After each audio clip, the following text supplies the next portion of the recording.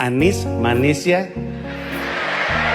Sekarang gubernurnya Deddy Mulyadi, artis YouTube.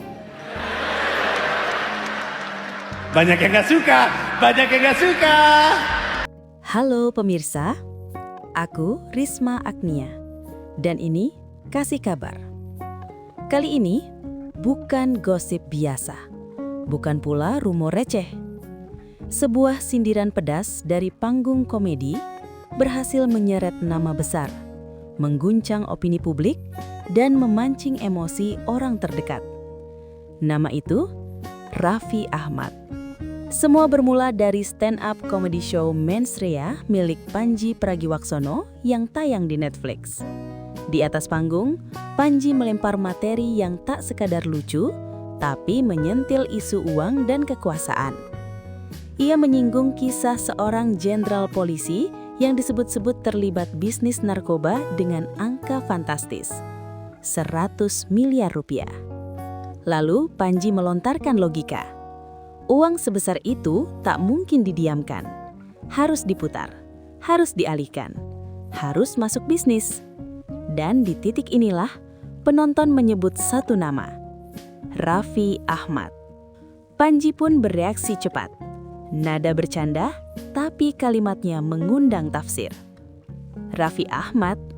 Apaan sih lo? Kok Raffi Ahmad? Tawa terdengar, tapi publik mulai bertanya-tanya. Apakah ini skandal roasting atau sindiran yang terlalu jauh?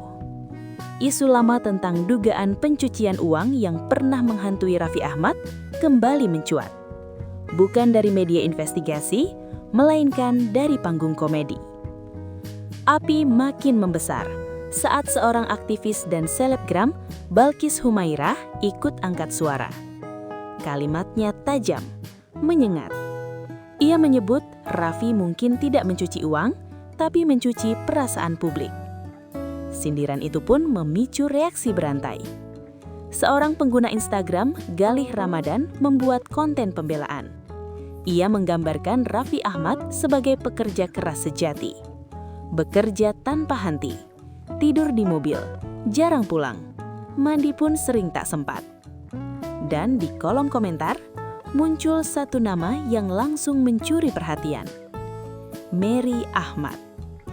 Asisten sekaligus orang kepercayaan yang sudah bekerja bersama Raffi sejak tahun 2003. Dengan singkat, namun penuh makna, Mary menulis, "Betul banget, dan aku saksi hidupnya."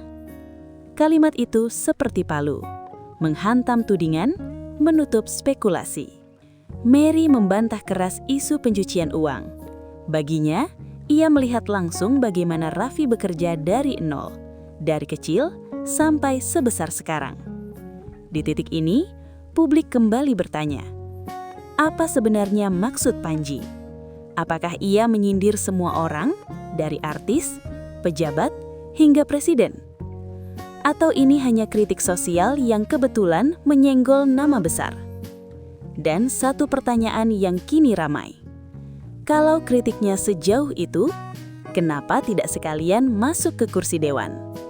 Karena di negeri ini, antara kritik, sindiran, dan tuduhan, batasnya seringkali tipis loh. Aku Risma Agnia, dan ini Kasih Kabar. Kami tidak menghakimi, kami menyusun fakta dan menyerahkan penilaian kepada kalian. Karena kadang, yang paling berisik bukanlah kebenaran, melainkan tafsir. Jenderal polisi terlibat bisnis narkoba. Dari bisnis narkoba ini, dia dapat 100 miliar. Ini uang haram. Mau dikemanain nih 100 miliar? Masuk ke rekening nggak mungkin. Kenapa? Karena bank akan menganggap itu transaksi mencurigakan. Dia harus lapor ke PPATK. Kalau dia nggak lapor, dia kena kasus. Jadi apa yang jenderal polisi ini lakukan dengan 100 miliar ini? Diputar ke sejumlah bisnis. Diputar ke sejumlah bisnis. 10 bisnis. Masing-masing 10 miliar. 10, habis. Biar gampang komunikasinya, biar gampang jaga duitnya. Sebisa mungkin, 10 bisnis itu punya satu orang.